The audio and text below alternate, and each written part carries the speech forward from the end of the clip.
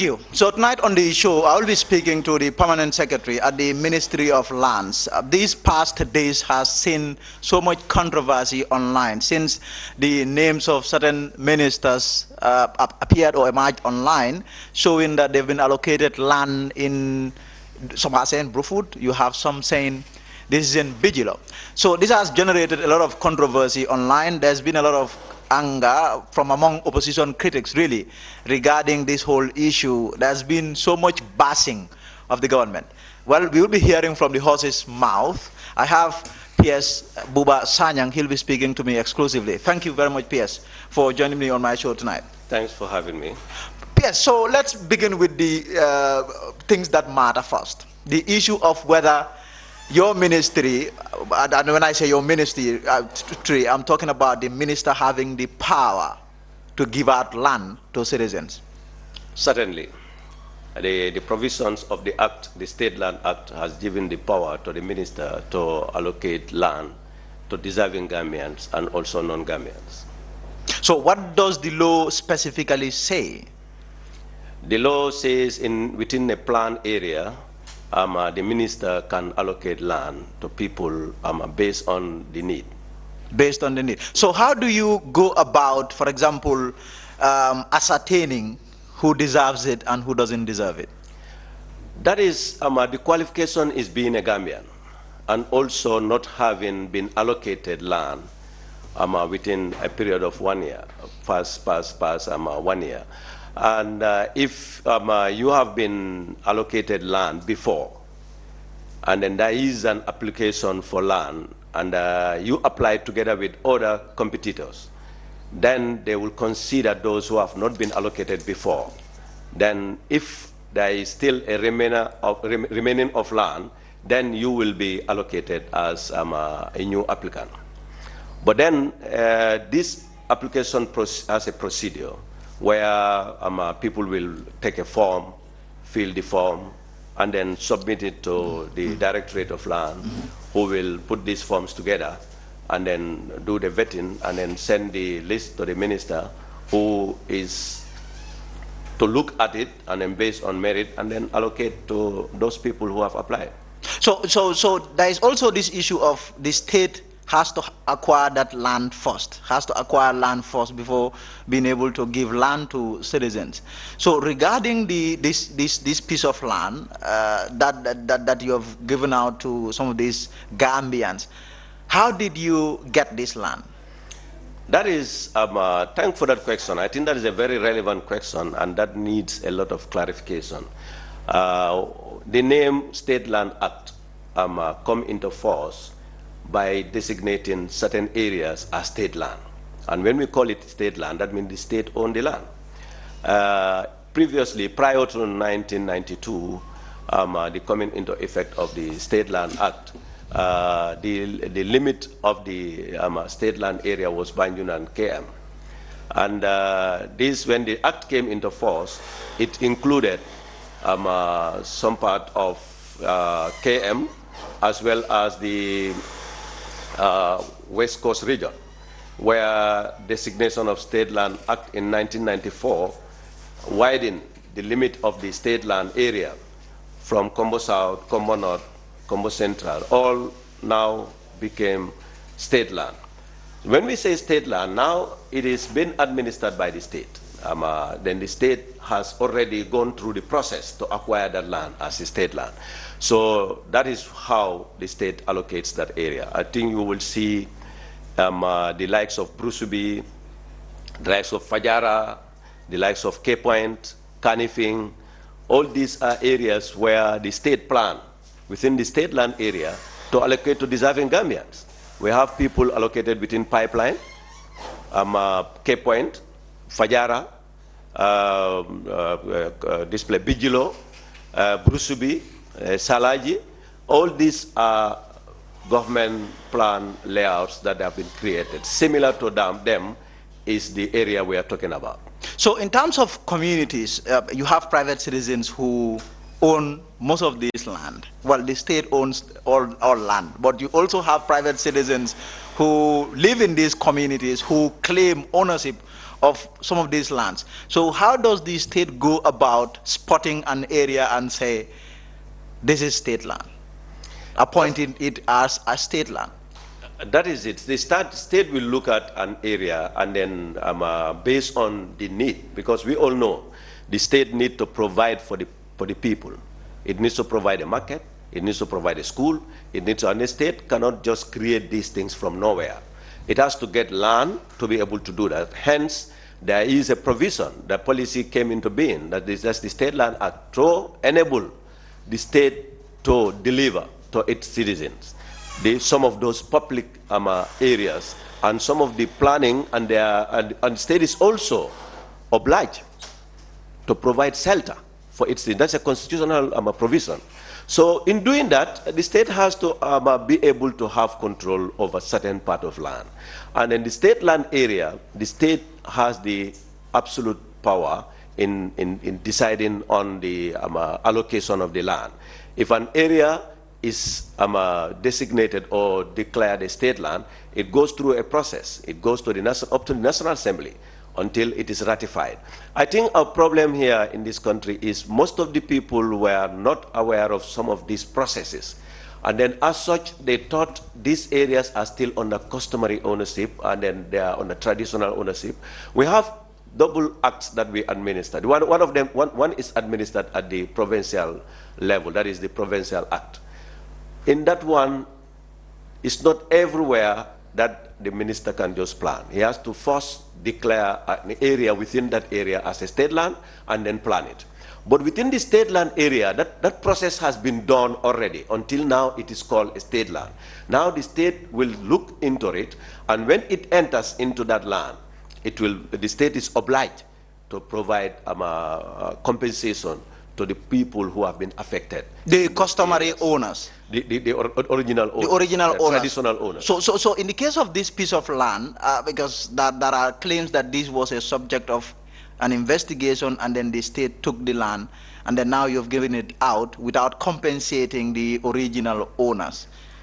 Yes, the compensation bit has to be claimed by the owners. The owners have the right to claim to the state for a compensation. But so far, no one has claimed compensation. Because these lands were taken and then they were subject of a commission, and the commission returned the land back to the state, and then the state wanted to sell the land as a budgetary support to the government at one time during the former regime.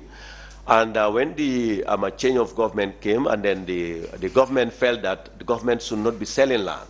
So they've decided not to sell the land, and then decided to somehow present it to cabinet for a decision that instead of selling the land, we can now allocate this to people rather than selling the land. So that is how the allocation came into being. So where is this piece of land located? Is it in Bijilo or in Brufut? Some are saying Brufut because there is this list of ministers and other private citizens, saying that this land is in Brufut. Yeah, the allocation of the land is within Bijilo. People are calling it Brufut. Traditionally, Brufut might claim certain areas to be part of Brufut at the time, but in record, the area is considered Bijilo. Mm-hmm. So that is next to Bijilo layout, yes, where we have Bijilo layout, yes. So in terms of some of the people that so can you confirm that that list is authentic and the names on that list are people who have been allocated land on that land? Certainly. I think the minister himself did that clarification when he came on air, that these were people allocated and they applied and then he's aware of it. So let's also talk about this then, because there's so much controversy and you have people who are saying that the way and manner in which you prioritize giving land to citizens. You have those who really have the power, the purchasing power to go on their own and purchase land and have their shelter. But you have those citizens, let's say police officers, let's say security forces, members who are working in the security forces and do not have the purchasing power to own a land. You have the high rent in this country, high cost of rent in this country. I mean, how do you prioritize in terms of those citizens who really deserve a land and those who really are not really in need of it? Because some of these people, there might be, I mean, claims that they even have a land already. So why give them land, another land, when you have other citizens who deserve it and they don't have one? Okay, thank you very much. The allocation of land is to Gambians. I think we have to be a bit careful in trying to segregate people. We are all Gambians that we are entitled to be allocated. However, the sector that you are talking about, that is the security sector, and you know a layout called Nemesu layout. Government created that layout and it was given to exclusively security personnel. You know, people have to go a little bit down into the history. Talking about 11 plots cannot be just be generalized and then be seen as that is the direction or the decision of government in terms of land allocation. The vigilant so government, in fact, has been given land to several security times to security forces, to teachers, to private citizens, to cleaners, to drivers. A lot of drivers in the ministries have benefited from government allocations. In Salaji, in Bijilo, in Brusubi, Social Security through government has allocated to a lot of people. So it's not per se, this 11 plots has to define sort of about the allocation procedure of government. This is just a one-off case where 11 plot is available, has to be given to certain people, and it happens that it falls as the ministers. If it is like messengers, somebody also, a teacher can say, why not me? I'm contributing to the welfare of this country, why not me? A nurse, a doctor could say, why not me? A media practitioner, you are contributing to the national development, why not you? So that why not me, why not you will always be there when it is few that has to be given, and then only few can benefit from it. So in terms of this whole row, this whole issue, would you say that it is misplaced, it is out of place? There is absolutely no need for people to be shouting everywhere that government is stealing people's land from private citizens and then dishing it out to I think people have to understand that government has a responsibility to provide shelter to citizens, and it has a responsibility to provide public spaces. Just recently, government through GAMTEL has secured 100 meters by 100 meters to the community of Abuko to use as a graveyard. This is a need that is required within that community. They don't have a graveyard. Government has gone that far to acquire land and then giving it out as a graveyard. I think government should be applauded for that. It's not just picking on those small things. It might be seen as not fair to some people, but it will be seen as fair to other people. So we are open to those criticisms, and then we are ready to accept some of those things because that is the nature of our work. Yeah. So this land in question, should people come forward to claim compensation? Will the government be ready to listen to them?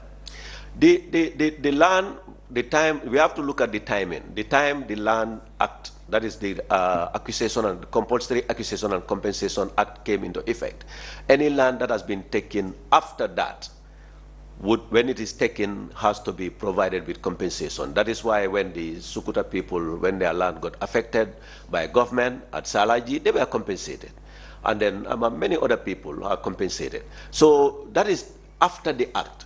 If this land's acquisition has been before the coming into the act of compulsory acquisition and compensation, it cannot be put into context. It cannot be compensated. Then it has to be maybe those people are unfortunate that the land has been acquired when there was no provision for a compensation. For a compensation. So there is no law actually that caters for compensation.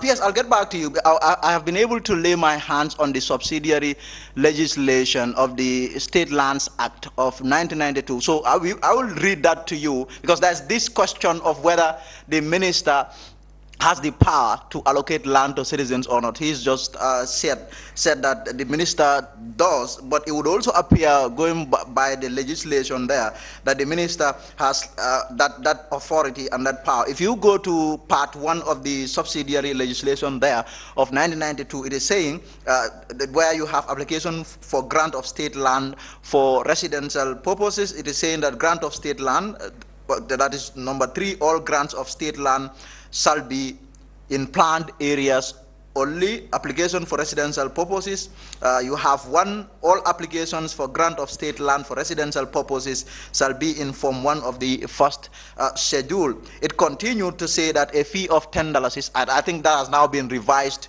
to $100 is, shall be charged for such application forms. That's the form that you are going to purchase to apply for the land, the application to be registered. And then if you go down, you will, if you go to number 8, you will realize that where it is talking about minister to approve grants, saying that the list of applicants selected by the department and whose numbers are proportionate to the plots of land available for allocation shall be submitted to the minister for approval. And then it continued to say that the minister's approval shall be conveyed to each successful applicant in Form 3 of the first schedule. So that is what the legislation is saying there. So we'll continue, PS. I also want us to talk about, there's been a lot of issues around land in this country.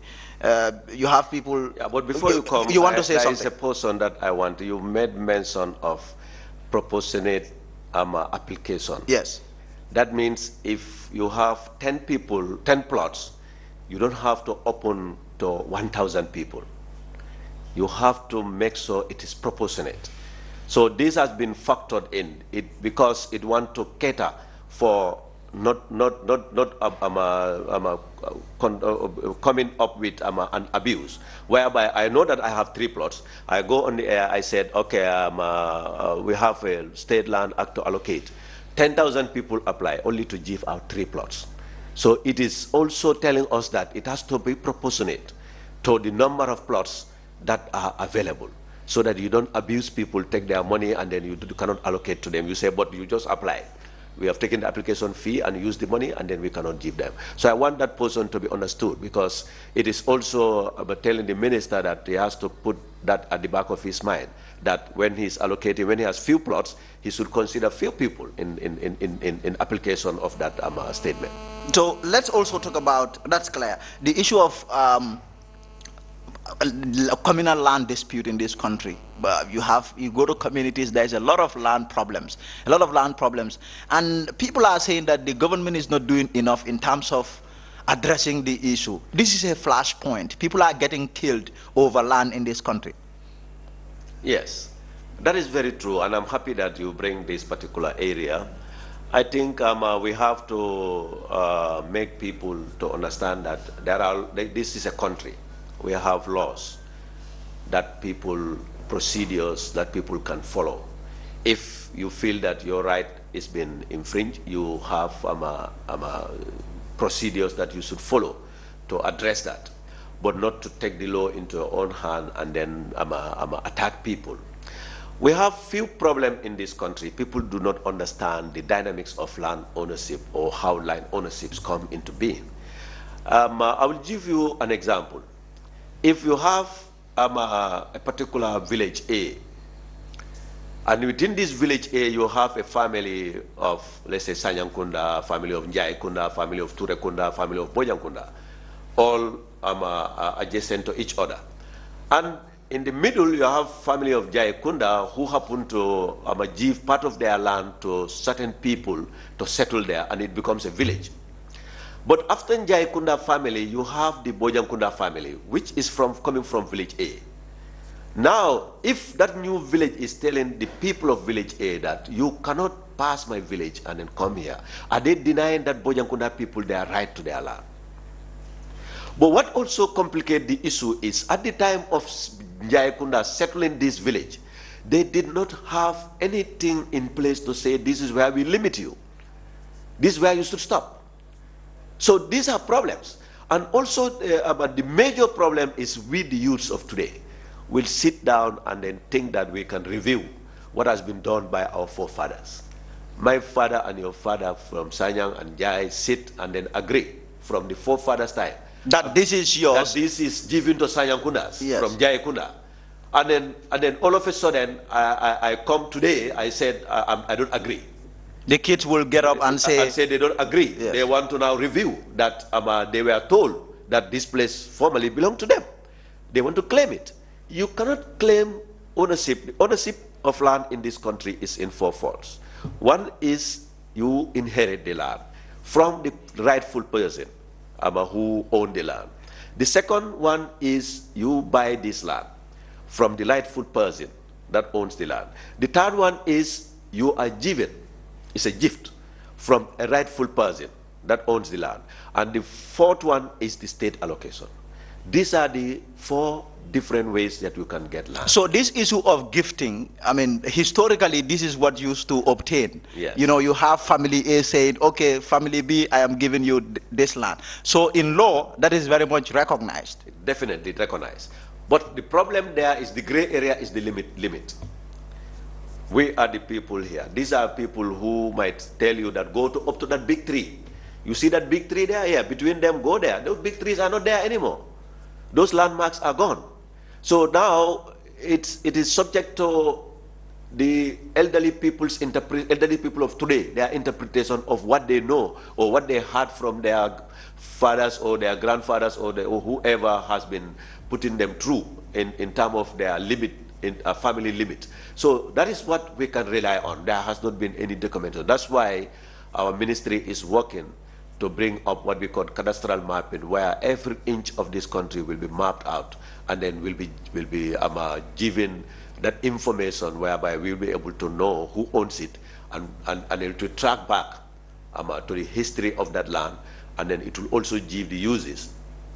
What use is that land for, and then what it can be used for. This will help both government and the local councils in trying to get the right revenues, and also eliminate or reduce drastically these litigations in court. Yeah, and also the issue of, I mean, having one piece of land being sold to different persons. I think if you come up with this this program, at least that will kind of give people an idea, because if you want to buy a particular land, it is already in the system. People will know who really own that land. So this issue of multiple people saying that they own the same land would be addressed. Yes, it will address it, but in the meantime, and the interim measure that we have put in place is to have a georeferencing system. We have what we call georeferencing system, whereby a particular plot, when you own this plot, so in this four corner, the technician that goes to the field will take the coordinate of these four corners, and when he comes, he will plot it into a Google map. So if the same plot is identified by another person to be documented, when another technician or the same technician goes to the field and take the coordinates and come and plot, he will either see that the same plot is already given out, or part of that plot is encroached. So he will see that overlap, or complete overlap or partial overlap, and then he will call your attention that, oh, we have processed document here before, so we will not be able to process document here now. As such, we will allow you to go into the community, solve the problem. When you come back, and then we know who actually we should keep on this document, then we proceed with that. So, and also we have a second layer where at the time of leasing, they also do a georeferencing of every lease, so that even if at the time of documentation it escapes us, we will be able to track it at the time of leasing, so that we don't also issue double leases for a particular plot. So these have been reduced drastically. With the help of UNDP, we have installed a system recently, just this month, it has been rolled out at Brikama, where we have so many problems of land issues. We have now installed that program, and that program will help the department to be able to address this problem of double documentation. But sometimes at the level of the people, this problem of double ownership is also at the level of the families. We are brothers. I don't tell you, you are my elder brother. I don't come to tell you, Lamin, I want to sell plot. I just see somebody come with a 190 car, I need a car, okay, let's go, I will give you a plot. Secretly, I go and cut the portion of the land to him. You not knowing, being the elder of the family, you also sell the same land. By the time we know, maybe we have processed the document for this person, he has gone, and then this other person, and then at the end of the day, two innocent people will be fighting.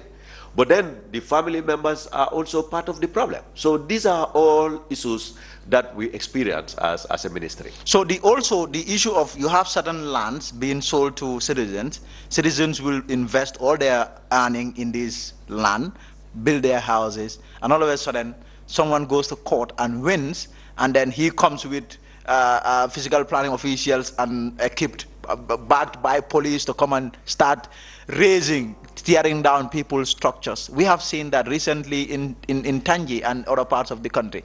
That Yes. issue. Lamin, just like we think those people who build land have their rights, I think we should also recognize that people who win their cases in the courts have their rights. I think this has to do with rights. Somebody who has gone through a process until the court says he owns the land. Now we said we will deny you because somebody built there. Then tomorrow, what stopped me from building on Lamin Jai's land? What stopped me from deliberately building on Lamin Jai's land? You know, one thing I want to point out here, which we need to be a bit careful with, and then I want to Gambians to understand. If you go to buy land, somebody come and tell you that this particular land is in dispute. The person who sold you this land tell you that just quick develop the place, it will complicate the issues. Don't do it. He is putting you into more risk. He has already put your money in buying the land in risk. Now he's telling you just develop quick. Then you see a rapid development within a very short period of time. But this is deliberate, it's calculated to complicate issues. So that when if it is state law, the state can compromise. The state will always look at ways to address issues considering the, because the state will acquire this land to give it to the citizen. So if one citizen does one thing, the state will apply the law, but then it will also see how it, but then where you have somebody who has gone through the court and gets his right, what do? We are just a body to support. Constitution required us to support the enforcement of court orders. So the physical planning people see them by face on the ground, but then they are not the people doing this. They are just supporting the sheriff division of the court that have the right to enforce court judgment. So, but because we have the power to demolish, so we support them to do that. And the paramilitaries have that security responsibility. They are there to provide that security responsibility. So that is the reason why we appear at the demolition of court orders. But also, we will also have, I also want to note that as far as planning is concerned, people who build without permits should be demolished. So people will know that where I'm building is a waterway, where I'm building is a reserve. They will still build, and people will not talk. People will see buildings coming, and people will not talk until there is a demolition, and then it will just be as if sky is falling. You know, everybody will be shouting, but then they will not go down to find out what has gone wrong. All what they want to see is a structure is coming down. But if you want to protect somebody's right for building, you need to also protect another person's right who owns the place. The owning of the place. Exactly. That makes a lot of sense. But also, let's also talk about one thing before we end this interview. The issue of the tension between the original Kombonkas, those who see themselves as original Kombonkas, that they own all land in Kombo, and the new arrivals. There is this simmering tension between them too. Because the Kombonkas see themselves as the rightful owners of all land in Kombo. So it's always a problem.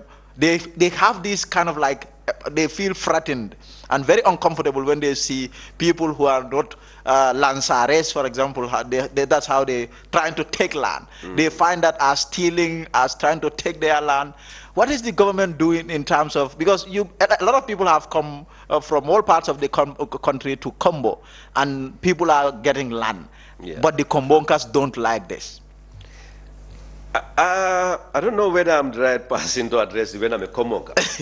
But then I'm putting on my cap as a permanent secretary. As a PS, yes. I will say we have to apply one rule. That is, who has the right to title? Who owns it in the first place? That is what is to be established. If, for example, the example I gave before, I, as a brother to you, take the family land and sell it to somebody, and this is a rightful sale that has gone through a process, nobody can eject that person from that land just like that because he's not from Combo.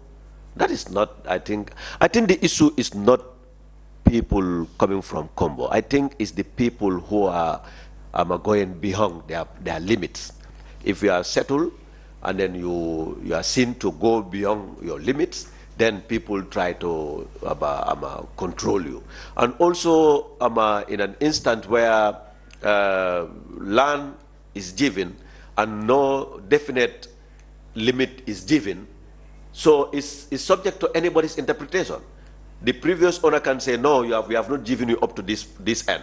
Now the current occupant can say, no, I was given up to this end. So now that becomes a problem. That is why we are trying to come up with this mapping process, which will go along with an adjudication process, whereby the elders will come and then confirm that this is the limit of between A and B, so that it is mapped out, so that any time that land is touched, there is record, there is information concerning that land, and then that will associate to a family or an individual or a kabilo to, as being the owner of that land. The real estates, you have allegations galore that they are causing a lot of havoc in this country. There has been a proliferation, a mass proliferation at that, when it comes to real estate companies in this country. Who is regulating these real estate companies? The real estate companies, we have a bill that we drafted as a ministry to come up with, to regulate the real estate company, because we have what we call, they registered as sort of a real estate at the Attorney General's chambers. Our ministry do not play any role in determining whether they should be registered or not. So this is as a right for them. If you are a company, I think at the level of registration, you are given the right to register if you fulfill the conditions as laid down by the registration. Yes. But then, as a ministry, we don't have a role in that aspect. But as a ministry administering land, and there are players in the land sector, we need to regulate them. We are working on that. But we also don't have to see real estate in the negative view or negative spectrum. Side of the spectrum. We have to know that they are contributing, complementing the government effort in providing shelter to the people. We have bad ones, but we have good ones, very good ones who have done. We have seen the Bruceby that has been done by Social Security. We have seen TAF doing certain things. We have seen the likes of Sol Fraser doing real estate. We have seen a lot of good people who have kept their integrity in the real estate business, and they have started. They go in and get the land from the owners, get it through the leasing, and then make sure they have all the relevant documents. Then they can sell land.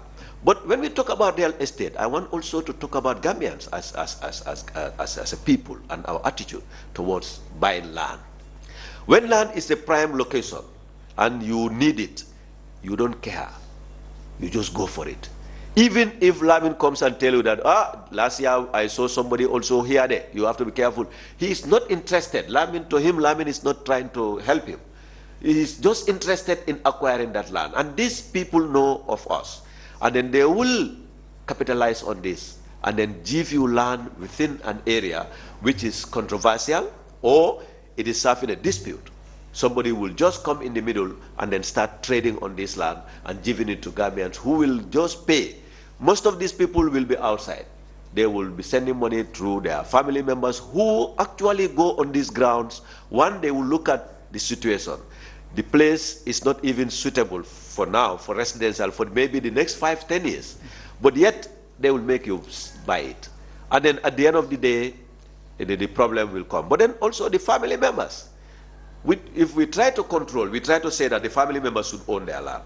Now when they sell their land, who are we to say no? We cannot say no. They sell their land. Now they go with these real estate people, they arrange with them. Before the transaction come to the ministry, they have already eaten the money. So it comes to us. A lot of them, we block them because we use our laws to say this is not residential area. It cannot go. But we cannot say you cannot buy it because there are no provisions that to stop them from selling and to stop the others from buying. But we can use our laws and see whether it has affected our land use of the area, and if that is the case, we can use that to stop. And that has reduced the activities. But then we are coming up with a policy to regulate the real estate. Are you also looking into how much land is sold in this country? It's abominable. You will see, for example, go to Karaba Avenue, a plot of land, $30 million. $35 million. You go to Brusubi, 4 million, 5 million, 6 million. Who can afford this really? Are you looking into that people are bringing ridiculous prices? That's what they are selling their land for in this country. Yes, in this country we have an open market policy. Willing seller, willing buyer. You go to the market. So people can sell their, yes, why would we their merchandise at whatever price that they want. What the buyer is ready to buy, is the willing seller, willing buyer. If you are willing to buy it for $10, you pay $10. You go to the market, somebody is saying okra, he said it's $25, you are willing to pay $25, you pay it. So if somebody can determine his okra price at the market, why should we stop another person, from selling his land? Yes. Yes, thank so you. This is a willing seller, willing buying market that we are situation that we are in. Yes, exactly. but thank you very much for coming on the show tonight. Welcome. I appreciate it. We've run out of time. Thank you for coming on to clarify some of these things, really. It's appreciated. Thank you. You're welcome. Thank you. So that was P.S. SAYANG, the Permanent Secretary at the Ministry of Lands. He was my guest for tonight. Thank you for being there. I will see you on Monday. Until then, goodbye.